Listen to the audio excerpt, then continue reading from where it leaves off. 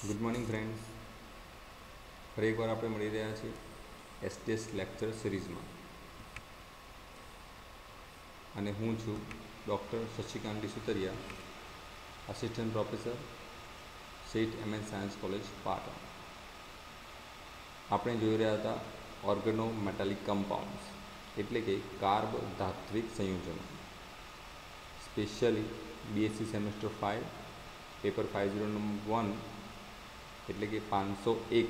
આપણે 4 પેપર જે શીખવાના છે એમાંથી ફર્સ્ટ નંબરનું પેપર છે 501 inorganic, unit number 2, lecture number 7. આજે સ્પેશિયલી આપણે શીખીશું ઓર્ગેનો મેટાલિક કમ્પાઉન્ડ ઓફ લિથિયમ, એટલે લિથિયમના સંયોજનો આપણે આજે શીખવાના છે. તો ચાલો મિત્રો શરૂ કરીએ. અત્યાર સુધીમાં આપણે જે સિલેબસ પ્રમાણે ડેફિનેશન, ટાઈપ્સ ઓફ ઓએમસી, ક્લાસિફિકેશન એટલે વર્ગીકરણ, નોમેનકલ્ચર એટલે નામકરણ પદ્ધતિ, સ્ટ્રક્ચર એન્ડ બોન્ડિંગ, ડાયહેપ્ટો કમ્પાઉન્ડ્સ જેમાં ઝુઇસ સોલ્ટ અને ફેરોસિન આપણે લાસ્ટ ટાઈમ ચેક કરેલા છે, અને હવે લિથિયમ અને એલ્યુમિનિયમ કમ્પાઉન્ડ શીખવાના છે, જેમાંથી આપણે સૌ પ્રથમ લિથિયમ કમ્પાઉન્ડ શરૂ કરીએ છીએ. તો મિત્રો, લિથિયમના કાર્બોદિક સંયોજનો એટલે શું? એટલે કે જે કાર્બોધાત્વિક સંયોજનની વ્યાખ્યા છે, ઓછામાં ઓછો એક કાર્બન ધાતુ સાથે સીધી રીતે જોડાયેલો હોય તો તેને કાર્બધાત્વિક સંયોજન કહેવામાં આવે છે. હવે કાર્બનિક સમૂહનો કાર્બન લિથિયમ ધાતુ સાથે જોડાયેલો હોય, ઓછામાં ઓછો એક પરમાણુ લિથિયમ ધાતુ સાથે જોડાયેલો સીધી રીતે સિગ્મા બંધથી, તો એને લિથિયમના કાર્બધાત્વિક સંયોજન તરીકે ઓળખવામાં આવે છે. એમાંથી લિથિયમ આલ્કાઇલ છે, ઓક્સિજન તથા ભેજની બાબતમાં ખૂબ જ ક્રિયાશીલ તથા સંવેદનશીલ હોય છે.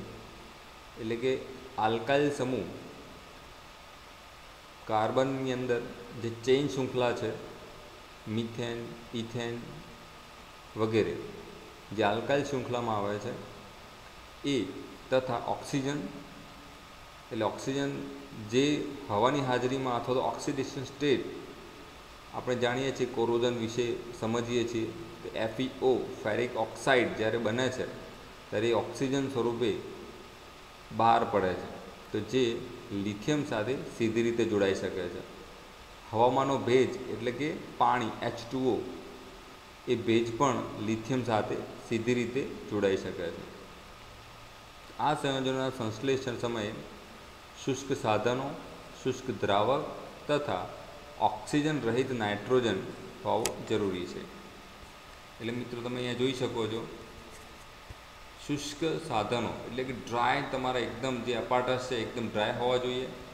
શુષ્ક દ્રાવક, તમે જે સોલ્વન્ટ યુઝ કરવાના છો એ પણ એકદમ ડ્રાય હોવું જોઈએ, અને ઓક્સિજન રહિત હોવું જોઈએ, એટલે એમાં ઓક્સિજન હોવું જોઈએ નહીં. અને શુષ્ક નાઇટ્રોજન તમે એનો અંદર યુઝ કરી શકો છો, તો તમે સારા રિઝલ્ટ મેળવી શકશો જ્યારે આપણે લિથિયમના પરમાણુની સિન્થેસિસ કરતા હોય ત્યારે. તો થોડુંક વધુ જોઈએ મિત્રો, તો organolithium reagents are organometallic compounds that contain carbon lithium bonds, એટલે ઓછામાં ઓછો એક કાર્બન લિથિયમ બંધ બનેલો હોવો જોઈએ. They are important reagents in organic synthesis, એટલે કે ઓર્ગેનિક સિન્થેસિસની અંદર આ પરમાણુ જે છે કાર્બન લિથિયમ એ બહુ જ ઉપયોગી છે. And are frequently used to transfer the organic group or lithium atom to the substrates in synthetic steps, એટલે અલગ અલગ સિન્થેટિક સ્ટેપમાં જો તમારે કોઈ કાર્બનિક સમૂહ એડ કરવો હોય કોઈક સંયોજનમાં, અથવા તો લિથિયમનો પરમાણુ કોઈક સંયોજનમાં એડ કરવો હોય, તો આ સંયોજનો બહુ જ ઉપયોગી છે. કયા સંયોજનો? કાર્બ ધાત્વિક સંયોજનો. Through the nucleophilic addition or simple deprotonation, એટલે જ્યારે ન્યુક્લિયોફિલિક એડિશન રિએક્શન કરતા હોઈએ છીએ, અથવા તો સિમ્પલ જે સાદા સરળ ડીપ્રોટોનેશન એટલે કે પ્રોટોનની હાજરી છે એને આપણે ગેરહાજરી તરીકે બતાવવાની છે, પ્રોટોન રિમૂવ કરવાનો છે, ડીપ્રોટોનેશનની પ્રક્રિયા. આ બધી જ પ્રક્રિયામાં ઓર્ગેનોલિથિયમ કમ્પાઉન્ડ ખૂબ જ અગત્યના છે. વિગતવાર જોઈએ મિત્રો તો લિથિયમના કાર્બનિક સંયોજનમાં આપણે 3 વસ્તુ શીખવાની છે. તો કઈ કઈ 3 વસ્તુ શીખીશું મિત્રો? તો ફર્સ્ટ નંબર છે બનાવટ. બનાવટ એટલે સિન્થેસિસ અથવા તો તમે મિકેનિઝમ કહી શકો છો. ઉપયોગો જોવાના છે. જે વસ્તુ આપણે બનાવી છે એના આપણે યુઝ કરીશું. યુઝિસ એટલે ઉપયોગો. અને એ બનાવટ બનાવ્યા પછી એની અંદર સ્ટ્રક્ચર એટલે કે સંરચના કેવી છે એ ચેક કરીશું. એટલે તમે સ્કેલેટન પણ કહી શકો છો. તો ચલો શરૂ કરીએ બનાવટ. તો લિથિયમની બનાવટ માટે 4 થી 5 પ્રકાર આપેલા છે આપણને. એમાંથી સૌથી પહેલો પ્રકાર છે લિથિયમ ધાતુ તથા કાર્બ હેલાઇડની એકબીજા સાથેની પ્રક્રિયા. એટલે લિથિયમ ધાતુ એટલે એલાઇડ અને હેલાઇડ એટલે કોઈ પણ હેલોજન સમૂહ, ફ્લોરિન, ક્લોરિન, બ્રોમિન, આયોડિન તમે લઈ શકો છો. તો જે પ્રક્રિયા છે અહીંયા આપણને બતાવેલી છે. તો ત્યાં તમે જોઈ શકો છો મિત્રો કે 2 લિથિયમના પરમાણુ છે અને એક આર મીન્સ કોઈ પણ કાર્બનિક સમૂહ અને x means halogen, chlorine, chlorine, fluorine, bromine, iodine તમે લઈ શકો છો. નેક્સ્ટ એની રિએક્શન કરીશું આપણે તો તમને આર એલઆઈ અને એલઆઈ એક્સ મળશે. તો અહીંયા તમે લિથિયમ ધાતુને 2 છે તો તમે કોઈ પણ એકને પોઝિટિવ એક નેગેટિવ બતાવી શકો છો. આર સમૂહને પણ કોઈ પણ એકને પોઝિટિવ અથવા નેગેટિવ બતાવી શકો છો. અને જે લિથિયમ પરમાણુ જે બને છે આપણને રિએક્શનનો આન્સર જે મળે છે યીલ્ડ એ પણ તમે પોઝિટિવ નેગેટિવ બતાવી શકો છો. તો કેવી રીતે બનશે મિત્રો? તો અહીંયાથી લિથિયમનો પરમાણુ લઈશું જે સીધો અહીંયા જાય છે. અહીંયાથી તમે કાર્બનિક સમૂહ લઈશું જે અહીંયા જાય છે. એટલે કાર્બનિક સમૂહ અને લિથિયમ પરમાણુ એકબીજા સાથે જોડાય છે. ત્યારબાદ બીજો લિથિયમ પરમાણુ લઈશું જે અહીંયા જાય છે અને જે એક્સ પરમાણુ છે હેલોજન એ તમારે અહીંયા જાય છે. અને આ રીતે તમને સંયોજન મળે છે મિત્રો. તો ધન આયન અને ઋણ આયન પહેલાં છૂટા પડે છે અને પછી ભેગા થાય છે. એટલે તમે એને સબસ્ટિટ્યુટેડ રિએક્શન કહી શકો છો અથવા તો એડિશન રિએક્શન કહી શકો છો. 1 બાય 1 આપણે પાછળ શીખવાની છે. તો તમે જોઈ શકો છો લિથિયમનો પરમાણુ અને આર સમૂહ એ પોઝિટિવ અને નેગેટિવ. એટલે અત્યારે તમે અહીંયા જોઈ શકો છો કે લિથિયમ પરમાણુ છે એ હાલની પોઝિશનમાં પોઝિટિવ છે અને આર સમૂહ છે એટલે કાર્બનિક સમૂહ છે એ હાલની પોઝિશનમાં કેવો છે? નેગેટિવ છે. એટલે ધન આયન અને ઋણ આયન જોડાશે તો આર એલઆઈ પ્રક્રિયા બનશે. એ જ પ્રમાણે લિથિયમ પરમાણુ અને હેલોજન પરમાણુ. તો જે લિથિયમ પરમાણુ છે અહીંયા શું છે? ધન પોઝિશનમાં છે, ધન છે. અને જે હેલોજન પરમાણુ છે કેવો છે? ઋણ છે. તો અહીંયા પોઝિટિવ નેગેટિવ બંને ભેગા થશે અને આપણને એક ઉભય ગુણધર્મની પ્રક્રિયા જેવું અહીંયા તમને બતાવેલું છે. તો આ રીતે તમે કોઈ પણ હેલાઇડની પ્રક્રિયા કરી શકો છો મિત્રો. તો ફરી એકવાર જોઈએ મિત્રો તો 2 મોલ લિથિયમ લઈશું. કાર્બનિક સમૂહ એટલે હેલાઇડ સાથે જોડાયેલો હશે એટલે હેલાઇડ કાર્બનિક સમૂહ લઈશું. એની પ્રક્રિયા કરીશું તો R LI plus LI X આ પ્રમાણે આપણને સંયોજનનો જે યીલ્ડ છે મળે છે. તેમાંથી આપણે શું ચેક કર્યું છે? તો આર એલઆઈ એટલે લિથિયમના કાર્બધાત્વિક સંયોજન આપણે બનાવ્યા છે. અહીંયા તમે જો એલઆઈ મીન્સ આર મીન્સ કાર્બનિક સમૂહ, એલઆઈ મીન્સ ધાતુ. તો લિથિયમ ધાતુના કાર્બનિક સમૂહ આપણે અહીંયા બનાવેલા છે એટલે લિથિયમ કાર્બધાત્વિક સંયોજનો. તો એ બધા તમે ધ્યાનથી જુઓ તો હલકા પેટ્રોલિયમ, હેક્ઝિન, બેન્ઝીન, પેટ્રોલિયમ, હેક્ઝિન, બેન્ઝીન અથવા ઇથરમાં લિથિયમ ધાતુ તથા એન બ્યુટાઇલ હેલાઇડની એકબીજા સાથેની પ્રક્રિયા દ્વારા એન બ્યુટાઇલ લિથિયમ આપણે પ્રયોગશાળામાં સરળતાથી બનાવી શકીએ છીએ. એન બ્યુટાઇલ લિથિયમ આપણે બનાવી શકીએ છીએ. કોની મદદથી? તો પેટ્રોલિયમ, હેક્ઝિન, બેન્ઝીન, ઇથર આ વગેરેની હાજરીમાં એન બ્યુટાઇલ લિથિયમ બનાવી શકાય છે. તો મિત્રો હાલ જ આપણે જે રિએક્શન જોઈ છે એ રિએક્શનને એક્ઝામ્પલ દ્વારા શીખવાનો પ્રયત્ન કરીએ. તો 2 મોલ લિથિયમ છે. આર જે કાર્બનિક સમૂહ હતો એની જગ્યાએ આપણે બ્યુટાઇલ લઈ લીધું છે, બ્યુટાઇલ ક્લોરાઇડ. તો બ્યુટાઇલ લિથિયમ અને લિથિયમ ક્લોરાઇડ આપણને મળે છે. તો ધન અને ઋણ આ બંને સંયોજન એકબીજા સાથે જોડાશે. તો કેવી રીતે જોડાશે? તો લિથિયમ પોઝિટિવ આયન છે જે સામે તમે રાઇટ હેન્ડ સાઈડ જોઈ શકો છો અને C4H9 નેગેટિવ આયન છે, જે તમે લિથિયમ સાથે બાઇન્ડ કરે છે અને આપણને શું બને છે? Butyl lithium. અને જે વધે છે એમાંથી એક લિથિયમ પરમાણુ રાઇટ હેન્ડ સાઇડ બીજા સંયોજનમાં જશે અને હેલોજન છે એ બીજા સંયોજન સાથે નેગેટિવ આયન તરીકે જોડાય છે. લિથિયમ અને હેલોજન. તો લિથિયમ ક્લોરાઇડ બને છે અને બ્યુટાઇલ લિથિયમ આપણને આ સંયોજનની મદદથી મળી શકે છે. તો આ પ્રમાણે આપણે હાલ જ રિએક્શન જોઈ. 2 મોલ લિથિયમ લઈશું, 1 મોલ બ્યુટાઇલ ક્લોરાઇડ લઈશું, જેની મદદથી આપણે બ્યુટાઇલ લિથિયમ અને લિથિયમ ક્લોરાઇડ મેળવી શકીએ છીએ. જો તમે અહીંયા નામકરણ જોઈ શકો છો, butyl chloride, butyl lithium. Methyl chloride છે, મિથાઇલ બ્રોમાઇડ છે અને મિથાઇલ આયોડાઇડ છે. આ પણ તમે કાર્બનિક સમૂહમાં લિથિયમ સાથે પ્રક્રિયા કરી શકો છો, એટલે સંતોષકારક રીતે પ્રક્રિયા કરી શકાય છે. બ્યુટાઇલ ક્લોરાઇડની જગ્યાએ મિથાઇલ ક્લોરાઇડ લઈ શકાય, મિથાઇલ બ્રોમાઇડ લઈ શકાય અથવા તો મિથાઇલ આયોડાઇડ તમે લઈ શકો છો. લિથિયમની ભૌતિક સ્થિતિ મહત્વપૂર્ણ છે, એટલે કે જે ફિઝિકલ સ્ટેપ છે એ ખૂબ જ અગત્યનું છે કે લિથિયમ કેવી રીતે જોડાયેલો છે. જો ધાતુ ક્ષારણ નિપજના પરથી ઢંકાયેલા હોય, એટલે કે કોટેડ અવસ્થામાં હોય, તો સંભવ છે કે પ્રક્રિયા શરૂ ન થઈ શકે. ઘણીવાર આપણે જોઈએ છીએ કે લોખંડ ઉપર કોટિંગ કરેલું હોય છે, કલર અથવા તો કોઈ બીજાનું, જેના દ્વારા ઓક્સિડેશન થતું નથી. ઓક્સિડેશન થતું નથી તો કોઈ પણ ધાતુ છે Fe અથવા તો બીજી કોઈ એ જોડાઈ શકતી નથી. એટલે ધાતુનું ક્ષારણ જ્યારે થાય છે, જો ઢંકાયેલી અવસ્થા હશે તો એ શક્ય છે નહીં. લિથિયમમાં સોડિયમની થોડીક માત્રાની હાજરી RLiની નિપજ, એટલે કે જે કાર્બનિક સમૂહ છે, કાર્બનિક સમૂહ લિથિયમ સાથે જે જોડાય છે, એટલે લિથિયમના કાર્બધાત્વિક સંયોજનોની નિપજ વધારો કરવામાં સહાયક બને છે. એટલે કોઈ પણ પ્રક્રિયા કરતા હોય તો સોડિયમની થોડીક હાજરી હોવી જરૂરી છે. સેકન્ડ નંબર છે બનાવટમાં મિત્રો ધાતુ વિનિમય દ્વારા. ધાતુ એટલે મેટલ ટુ મેટલ ટ્રાન્સફર કરવાનું છે. તો કેવી રીતે કરીશું? ચાલો જોઈએ.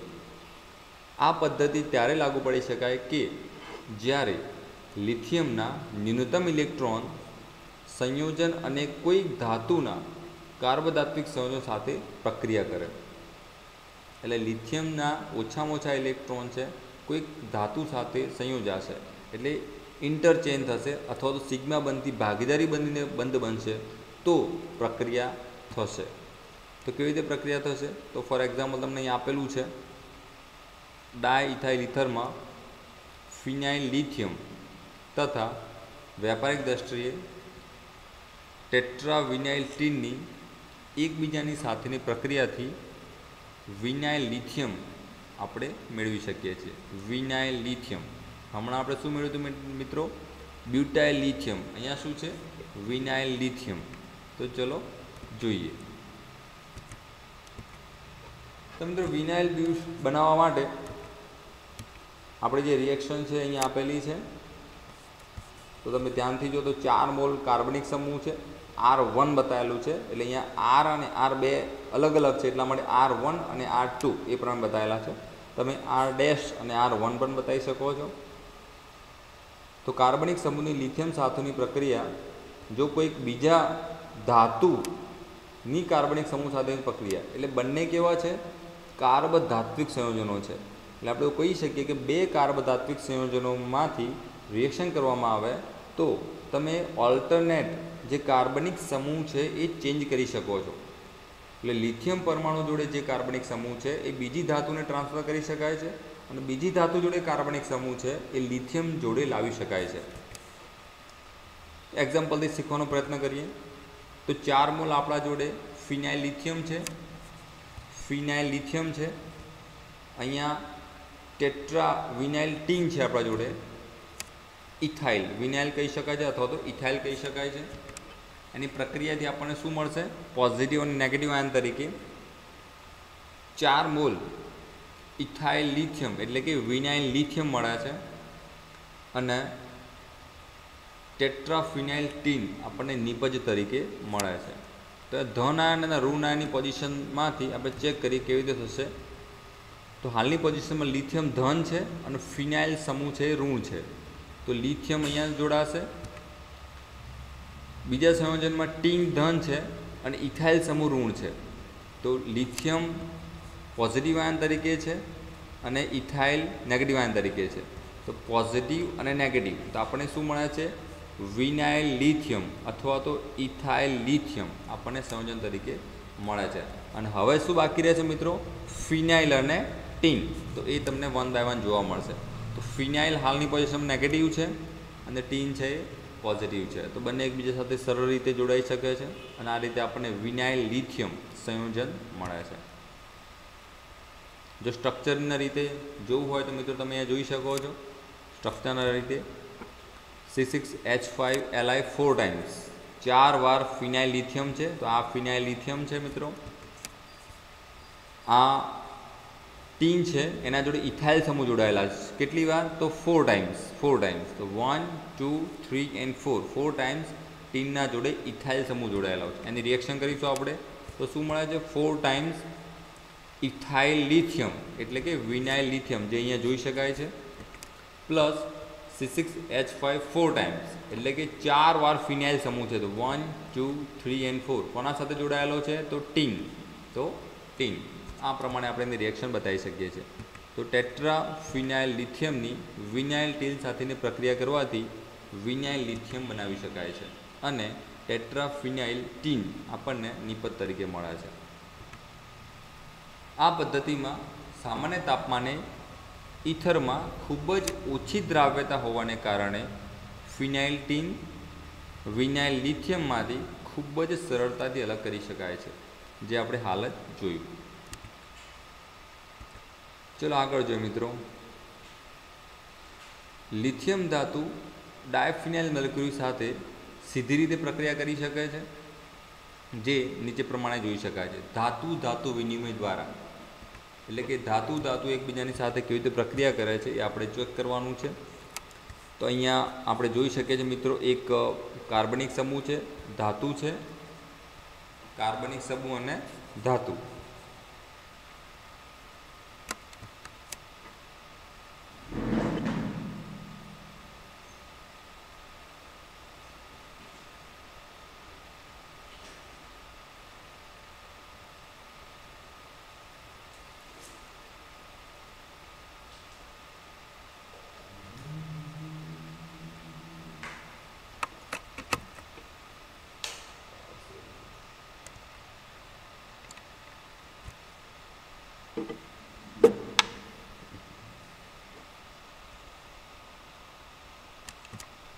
ओके, तो मित्रों अहींया कार्बनिक समूह धातु साथे जोड़ायेली छे अने लिथियम धातु छे, एनाथी आपणे अहींया कार्बनिक समूह में लिथियम ऑल्टरनेट चेन्ज करवानुं छे। तो केवी रीते थशे? तो फॉर एक्जाम्पल C6H5 लई लीए कार्बनिक समूह तरीके। एम छे धातु छे, कई छे? मर्क्युरी धातु छे, मर्क्युरी लई लईशुं। 3 मोल लिथियमनी प्रक्रिया करीशुं तो लिथियम अने मर्क्युरी ऑल्टरनेट चेन्ज थाय छे। तो C6H5Li आपणे अहींया मळे छे धन आयन ऋण आयन तरीके, અને લિથિયમ અને મર્ક્યુરી બે એકબીજા સાથે જોડાઈને બાય પ્રોડક્ટ તરીકે આપણને મળે છે। તો C6H5 નેગેટિવ આયન તરીકે જશે અને લિથિયમ પોઝિટિવ આયન તરીકે જશે, એટલે આપણને ફિનાઇલ લિથિયમના 2 મોલ મળે છે। જે 3 મોલ અહીંયા લિથિયમ છે, 3 મોલ લિથિયમ છે, એમાંથી 2 મોલ લિથિયમ અહીંયા આપણને યુઝ થયેલા છે। અને તમે જો C6H5 ટ્વાઇસ, તો અહીંયા ટ્વાઇસ C6H5 એટલે જે ઇક્વેશન છે બેલેન્સ થાય છે અને મર્ક્યુરી એક પોઝિશનમાં છે અને હજુ આપણે જો લિથિયમ છે જે અહીંયા જોડાશે। બંને ધાતુ ધાતુ એટલે કે ધાતુ ધાતુનું સંયોજન તમને જોવા મળે છે। તો આ રીતે તમે પ્રક્રિયા બતાવી શકો છો। જો ઇમેજના ફોર્મમાં જોયું હોય તો મિત્રો તમે આ રીતે જોઈ શકો છો। ડાયફિનાઇલ મર્ક્યુરીની 3 મોલ લિથિયમ સાથે પ્રક્રિયા કરતા ફિનાઇલ લિથિયમ આપણને નિપજ સ્વરૂપે મળે છે, જે આપણે રિએક્શનમાં જોયું એ પ્રમાણે અહીંયા જોઈ શકાય છે। ફરીથી એકવાર જો મિત્રો, ડાયફિનાઇલ મર્ક્યુરીની 3 મોલ લિથિયમ સાથે પ્રક્રિયા કરતા 2 મોલ ફિનાઇલ લિથિયમ મળે છે અને લિથિયમ મર્ક્યુરી બાય પ્રોડક્ટ તરીકે મળે છે। 3rd નંબર છે મિત્રો ધાતુ હેલોજન વિનિમય પ્રક્રિયા દ્વારા। ધાતુ હેલોજન વિનિમય પ્રક્રિયા, તો આ પ્રક્રિયામાં વધુ ઋણ વિદ્યુત કાર્બનિક મૂલકમાંથી લિથિયમ અગ્રિજતાથી જોડાય છે અને આ પદ્ધતિ દ્વારા ફિનાઇલ લિથિયમ સ્ફટિક અવસ્થામાં મેળવી શકાય છે। તો રિએક્શન દ્વારા સમજવાનો પ્રયત્ન કરીશું। RLi પ્લસ RX એટલે એક લિથિયમના કાર્બધાત્વિક સંયોજનો છે અને RX એટલે હેલાઇડ સમૂહ છે, એટલે કાર્બનિક સમૂહના હેલાઇડ છે જે આપણને અહીંયા બતાવેલા છે, જેની પ્રક્રિયા કરવાથી ઓલ્ટરનેટ કાર્બનિક સમૂહ એકબીજામાં ટ્રાન્સફર થાય છે।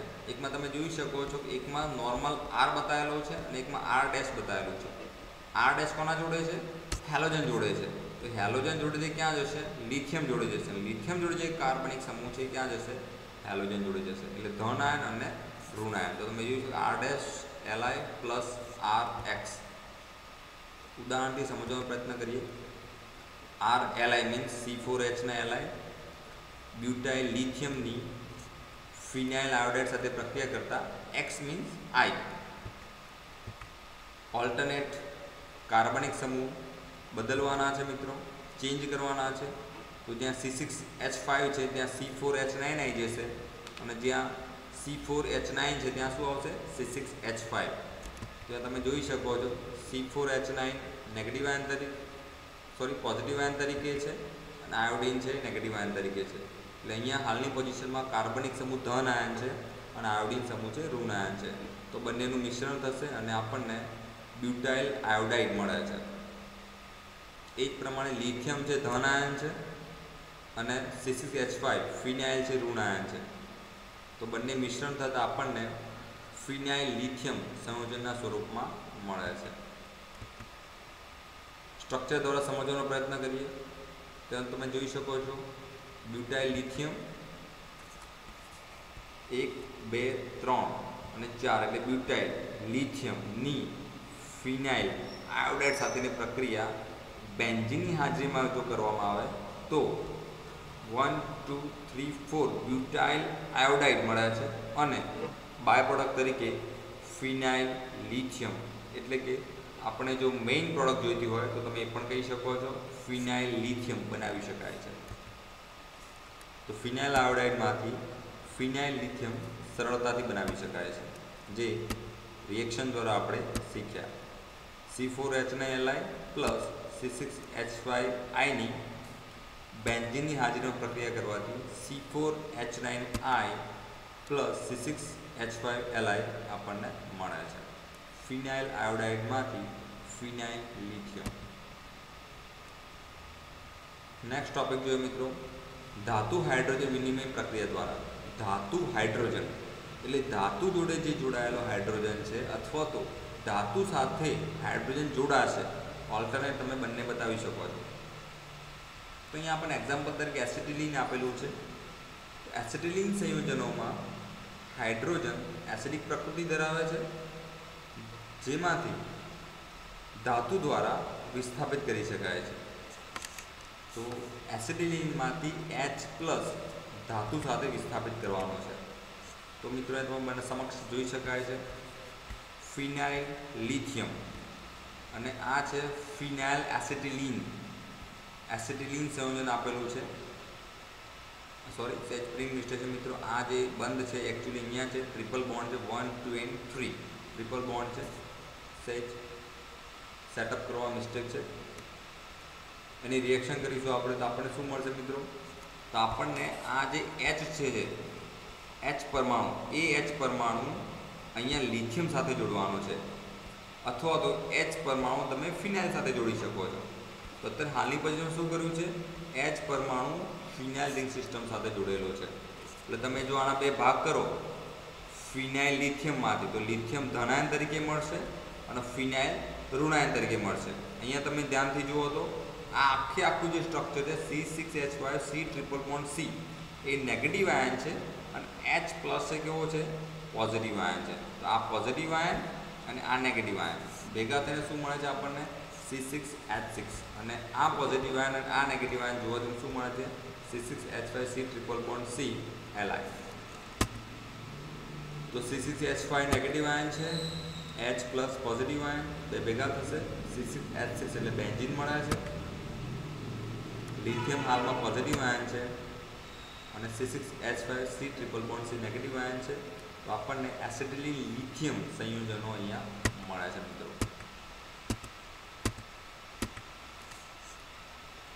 હાલ જ આપણે જે રિએક્શન જોઈ એ રિએક્શનને સ્ટ્રક્ચરથી સમજવાનો પ્રયત્ન કરીએ। આ સ્ટ્રક્ચર છે ફિનાઇલ લિથિયમ, આ સ્ટ્રક્ચર છે ફિનાઇલ એસિટિલિન। એની પ્રક્રિયા કરવાથી આ જે H+ આયન છે અને આ જે Li છે એ તમે ધ્યાનથી જો તો રેડ કલરથી બતાવેલા છે, તો બસ એ બે જ એકબીજામાં ઓલ્ટરનેટ રિપ્લેસ થાય છે। તો રેડ કલરના જે છે લિથિયમ હાઇડ્રોજન જોડે જાય છે અને હાઇડ્રોજન લિથિયમ જોડે જાય છે, અને તમારા જે બે સંયોજન છે બેન્ઝીન અને ફિનાઇલ એસિટિલિન લિથિયમ સંયોજન સ્વરૂપે આપણને મળે છે। ફિનાઇલ લિથિયમ ફિનાઇલ એસિટિલિન ની પ્રક્રિયા કરવાથી બેન્ઝીન અને ફિનાઇલ એસિટિલિન લિથિયમ સંયોજન સ્વરૂપે આપણને મળે છે।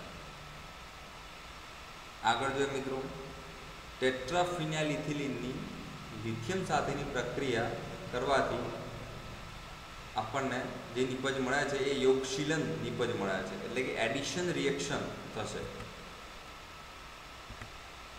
તો મિત્રો અહીંયા જોઈએ ટેટ્રાફિનાઇલ ઇથિલિનની જે પ્રક્રિયા કરવાની છે કોના જોડે કરવાની છે? લિથિયમ ધાતુ સાથે। ટેટ્રાફિનાઇલ ઇથિલિન, ટેટ્રાફિનાઇલ એટલે તમે ધ્યાનથી જો તો બે ફિનાઇલ અહીંયા છે, બે ફિનાઇલ અહીંયા છે, C ડબલ બોન્ડ C, આને ઇથાઇલ કહેવાનો છે। આ બે ફિનાઇલ એટલે 2 + 2 4, એટલે 4 એટલે ટેટ્રાફિનાઇલ ઇથિલિનની લિથિયમ સાથેની પ્રક્રિયા કરતા ઓલ્ટરનેટ ધન અને ઋણાયન સ્વરૂપે અલગ પડશે। તો બે ફિનાઇલ સમૂહ છે અલગ અલગ જોડકા, એક ફિનાઇલ સમૂહ તમને લેફ્ટ હેન્ડ સાઈડ આપેલો છે અને એની જોડે શું જોડાશે? લિથિયમ પરમાણુ। એ જ રીતે રાઈટ હેન્ડ સાઈડ જે ફિનાઇલ સમૂહ આપેલો છે એની જોડે શું જોડાશે? લિથિયમ પરમાણુ। તો લિથિયમ પરમાણુ એ કોઈ અલગ રીતે જોડાતો નથી, અથવા તો એમાંથી કોઈ બાયપ્રોડક્ટ આપણને મળતી નથી, આપણને શું મળે છે? યોગશીલન નિપજ મળે છે, એટલે કે એડિશન રિએક્શન। એડિશન મતલબ કંઈક ઉમેરવું, તો શું ઉમેરવાનું છે મિત્રો?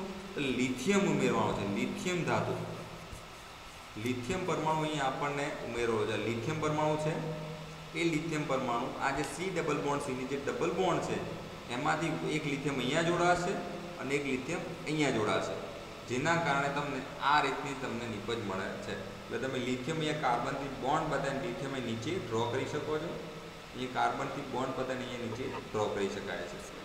એટલે યોગશીલનમાં ડબલ બોન્ડ બ્રેક થાય છે અને લિથિયમ જોડાતા જે ડબલ બોન્ડ વાળું સંયોજન હતું એ સંતૃપ્ત થાય છે। સ્ટ્રક્ચર દ્વારા શીખવાનો પ્રયત્ન કરીએ મિત્રો। ટેટ્રાફિનાઇલ 1 2 3 and 4 ટેટ્રાફિનાઇલ ઇથાઇલ એટલે ઇથિલિન સ્ટ્રક્ચર આપેલું છે, એની 2 મોલ લિથિયમ સાથે પ્રક્રિયા કરીશું। તમે જો 2 લિથિયમ રેડ બતાવેલા છે, 2 કાર્બન રેડ બતાવેલા છે, તો જે રેડ છે એકબીજામાં મિશ્ર થાય છે અને ડબલ બોન્ડ છે બ્રેક થાય છે, અને સામેની સાઈડ તમે જો ડબલ બોન્ડ છે બ્રેક થાય છે, એક લિથિયમ પરમાણુ અહીંયા જોડાય છે અને બીજો લિથિયમ પરમાણુ અહીંયા જોડાય છે, અને આપણને આ રીતનું એક સંયોજન મળે છે। એટલે આપણે કહી શકીએ કે ટેટ્રાફિનાઇલ ઇથિલિનની 2 મોલ લિથિયમ સાથે પ્રક્રિયા કરતા ટેટ્રાફિનાઇલ ઇથાઇલ ડાયલિથિયમ આપણને મળે છે, જે એડિશન રિએક્શન છે। આગળ જોઈએ મિત્રો, તો હવે આપણે વાત કરીશું ઉપયોગો વિશે। અત્યાર સુધીમાં આપણે શેની વાત કરી? સિન્થેસિસની વાત કરી, બનાવટની વાત કરી। હવે વાત કરીશું ઉપયોગો। આપણે 3 વસ્તુ શીખવાની છે: બનાવટ, ઉપયોગો અને સંરચના। ઉપયોગોમાં મતલબ ફર્સ્ટ નંબર આપેલું છે, કુદરતમાં કાર્બોતાત્વિક સંયોજનો ન મળી શકવાને કારણે તેમના ગુણ સ્પષ્ટ રીતે ભિન્ન હોય છે। એટલે કાર્બોતાત્વિક સંયોજનો કુદરતી રીતે મળતા નથી, એ આપણે સિન્થેસાઇઝ કરીને બનાવવા પડે છે। એના માટેના જે ગુણ છે વિશિષ્ટ છે, જે બીજું કોઈ કરી શકતું નથી। તો ફર્સ્ટ નંબર છે મિત્રો, ઘણા લિથિયમ સંયોજનો એટલે કે બ્યુટાઇલ લિથિયમ બહુલીકરણમાં ઉદ્દીપક તરીકે ઉપયોગમાં લઈ શકાય છે, જેને આપણે પોલિમરાઇઝેશન રિએક્શન તરીકે ઓળખીએ છીએ। એટલે કે પોલિમરાઇઝેશન પ્રક્રિયામાં કેટાલિસ્ટ તરીકે, ઉદ્દીપક એટલે કેટાલિસ્ટ તરીકે આપણને બ્યુટાઇલ લિથિયમ યુઝ કરવામાં આવે છે। અહીંયા તમે બ્યુટાઇલ લિથિયમનું એક્ઝામ્પલ જોઈ શકો છો મિત્રો। અહીંયા ફક્ત સમજવા માટે ઇમેજ મૂકેલી છે, તો ધ્યાનથી તમે જુઓ મિત્રો। તો આ જે છે એ 4 કાર્બન છે, Li મીન્સ બ્યુટાઇલ લિથિયમનો પરમાણુ છે, જેની પ્રક્રિયા કોઈ ડબલ બોન્ડવાળા સંયોજન સાથે કરીશું, એટલે ઓલિફિન સંયોજન સાથે કરીશું, તો ડબલ બોન્ડ જે છે એ બ્રેક થશે અને તમને જે તે રિએક્શન તમને આપે છે। તો તમે અહીંયા ધ્યાનથી જો N લખેલો છે, જો in 1 bracket and 2 bracket, in bracket of N એટલે CH2CH, આ જે પરમાણુ છે એ N ટાઈમ્સ છે, બહુ જ બધી વખતે આવે છે, એટલે કે પોલિમર રિએક્શન થાય છે, એટલે પોલિમર સંયોજન આપણને મળે છે। તો આ જે પ્રક્રિયા કરવા માટે, આની પ્રક્રિયા પોલિમરાઇઝેશન કરવા માટે તમને બ્યુટાઇલ લિથિયમ યુઝ કરી શકાય છે। સમજવા માટે ઇમેજ મૂકેલી છે મિત્રો, બ્યુટાઇલ લિથિયમ। આગળ જોઈએ, આલ્કાઇલ લિથિયમ સંયોજનોનો ઓલિફિન્સ તથા સાયક્લોપ્રોપેન બનાવવામાં ઉપયોગમાં લેવામાં આવે છે, જેમાં લિથિયમ સંયોજનો તથા સલ્ફેટ નાઇટ્રોજનની અપેક્ષાએ, એટલે કે એની હાજરીમાં એક વધુ કાર્બન હોય છે, કમ્પેરિઝન કરીએ ત્યારે। એટલે આપણે બંને ઉદાહરણ જોવાનો પ્રયત્ન કરીશું।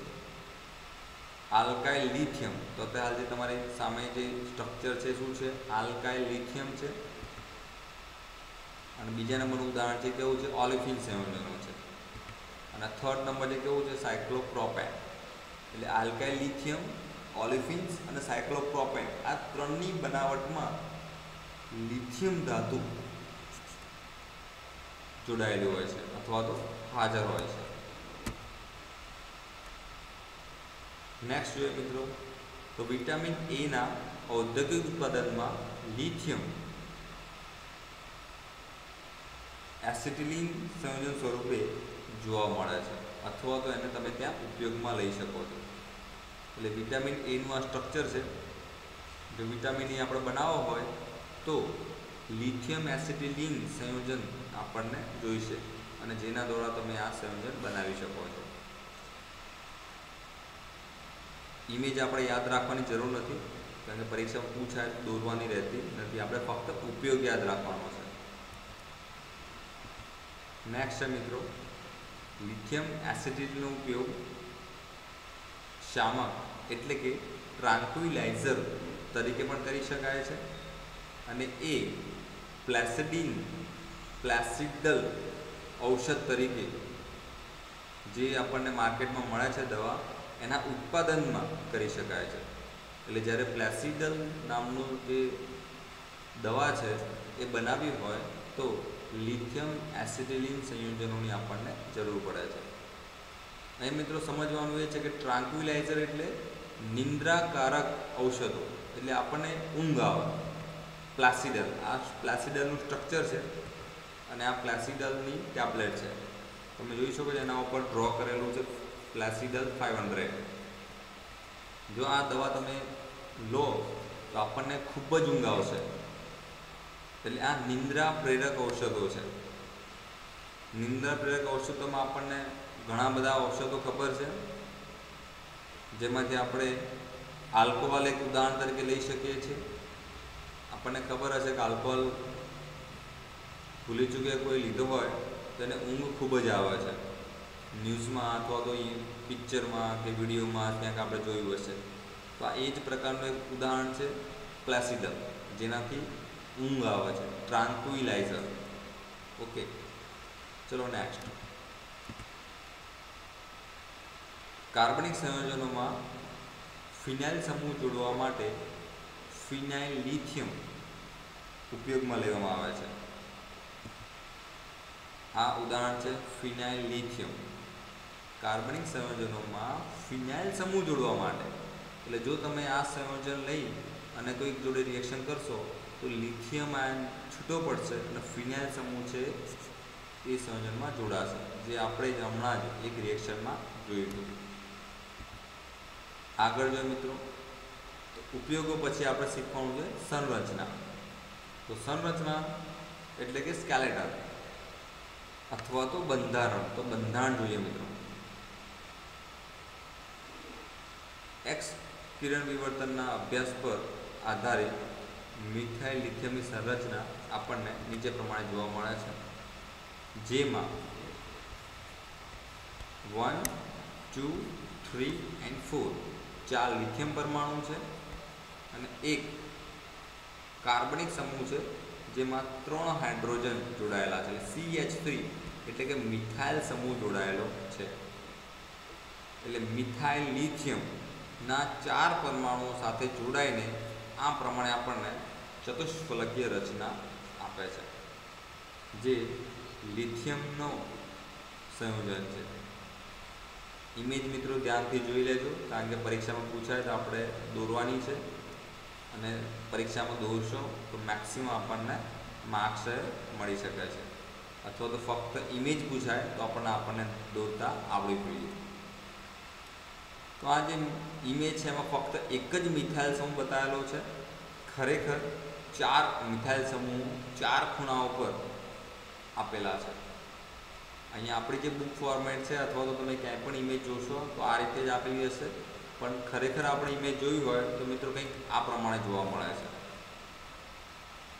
4 કાર્બનિક સમૂહ લિથિયમ સાથે જોડાયેલા છે. એટલે તમે અહીંયા જોઈ શકો 1, 2, 3 and 4 4 કાર્બનિક સમૂહ લિથિયમ પરમાણુ સાથે સીધી રીતે જોડાયેલા છે. તે ઇમેજમાં જોવાનો પ્રયત્ન કરીએ ફરી એકવાર મિત્રો, કેમ કે જો કોમ્પ્લિકેટેડ હશે તો આપણે શીખવામાં પ્રોબ્લેમ થશે. એટલે ફક્ત એક જ કાર્બન પરમાણુ લઈને આપણે શીખીશું. તો દરેક કાર્બન પરમાણુ નજીકના લિથિયમ પરમાણુ સાથે જોડાયેલો છે. 1, 2, 3 and 4 દરેક લિથિયમ પરમાણુ કાર્બનિક સમૂહ સાથે જોડાયેલો છે અને દરેક કાર્બનિક સમૂહ દરેક લિથિયમ સાથે જોડાયેલા છે. આ આપણે શીખવાનું છે મિત્રો. તો જે તમે અહીંયા ઇમેજમાં જોઈ શકો છો. અત્યારે આપણે આ સાઈડનું એક્ઝામ્પલ લીધું હતું. આ સાઈડનું એક્ઝામ્પલ લઈને ચેક કરી લઈએ. તો જો અહીંયા 1 નંબર, અહીંથી સ્ટ્રેટ લાઈન જાય છે અહીંયા 2 નંબર, આ સ્ટ્રેટ લાઈન 3 નંબર અને આ સ્ટ્રેટ લાઈન 4 નંબર. તો દરેક કાર્બન પરમાણુ દરેક લિથિયમ સાથે સીધી રીતે જોડાયેલા છે અને દરેક લિથિયમ પરમાણુ એ કાર્બનિક સમૂહ સાથે સીધી રીતે જોડાયેલો છે. તો મિત્રો CH3Li 4 ટાઈમ્સ એટલે કે 4 પરમાણુ છે મિથાઇલ લિથિયમના, એટલે કે 4 લિથિયમ પરમાણુ સમચતુષ્ફલકના ખૂણાઓ પર સ્થિર થયેલા છે. આપણે હાલ જ ઇમેજમાં જોયું.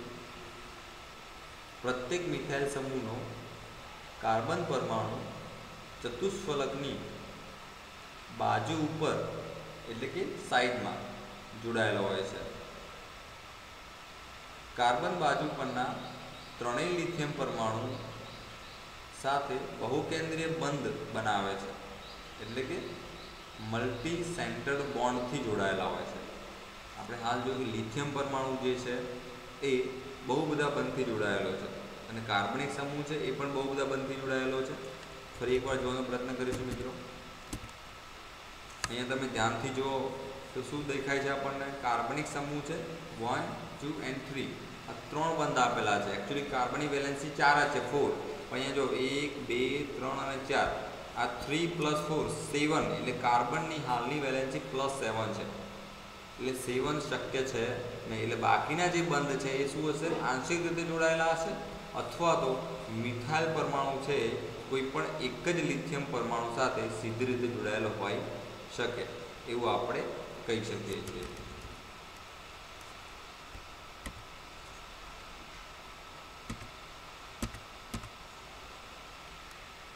એકમ કોષની રચના ધન પ્રકારની હોય છે, એટલે કે જે આપણે જે સમચતુષ્ફલક રચના જોઈએ પોઝિટિવ હશે. તેમાં કાર્બન તથા લિથિયમ બંને વિશિષ્ટ સ્થાનો પર ગોઠવાયેલા હોય છે. એટલે આપણે હાલ વાત કરી કાર્બનિક સમૂહ છે એ ચોક્કસ અવસ્થામાં જોડાયેલો છે, કારણ કે +7 પોઝિશન શક્ય છે નહીં. અને લિથિયમની તો એના કરતાં પણ વધારે છે. એકચ્યુઅલી લિથિયમનો પરમાણુ નંબર છે 3, એટલે તમે ફક્ત 3 જ ઇલેક્ટ્રોન અંદર એડ કરવાના છે. એમાંથી 1s2 એટલે એ 2 ઇલેક્ટ્રોન તો જતા રહેશે, ફક્ત 1 ઇલેક્ટ્રોન વધશે અને એ ઇલેક્ટ્રોન જે તે મિથાઇલ સાથે જોડવાનો છે. એટલે મિથાઇલ માટે CH4 માંથી એક H+ આયન અને લિથિયમનો એક પરમાણુ એમ કહીને CH3Li બને છે અને એવા જ 4 પરમાણુ એકબીજા સાથે જોડાયેલા હોય છે. અહીંયા તમે ધ્યાનથી જુઓ તો હાઇડ્રોજનની સ્થિતિ પણ ચોક્કસ જણાતી નથી, કારણ કે મિથાઇલ સમૂહ છે, 7 સંયોજન કાર્બન સાથે જોડાયેલા હોય છે, તો 3 ખરેખર હાઇડ્રોજન સમૂહ મિથાઇલ સમૂહ જોડે છે કે નહીં એ પણ ચોક્કસ જાણી શકાતું નથી. અહીંયા તમે એક સ્ટ્રક્ચર જોઈ શકો છો જે સમચતુષ્ફલકીય ઝુમખું બનાવે છે લિથિયમ પરમાણુ. જે આપણે હાલ 4 લિથિયમની વાત કરી, 4 મિથાઇલ સમૂહની વાત કરી, જે શીખવાનો પ્રયત્ન કરીએ. 1, 2, 3 અને 4 આ 4 લિથિયમ પરમાણુ છે.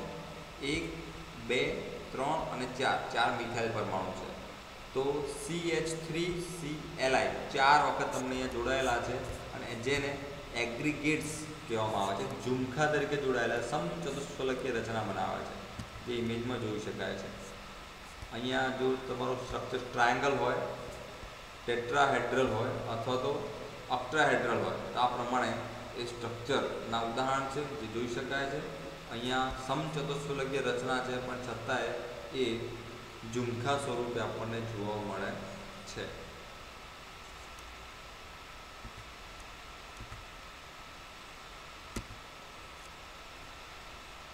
ટેટ્રા મિથાઇલ લિથિયમમાં એક બાબત ધ્યાનમાં રાખવા જેવી છે કે જે લિથિયમ બંધ અપેક્ષા કરતાં ખૂબ જ નાનો હોય છે.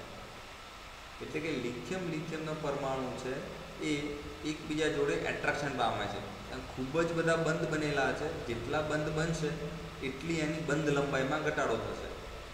આપણે અગાઉના લેક્ચરમાં શીખી ગયા છે કે C સિંગલ બોન્ડ C તો બંધ લંબાઈ ખૂબ જ વધારે હશે, C ડબલ બોન્ડ C તો થોડીક બંધ લંબાઈ ઓછી હશે અને C ટ્રિપલ બોન્ડ C તો હજુ બંધ લંબાઈ થોડી ઓછી હશે.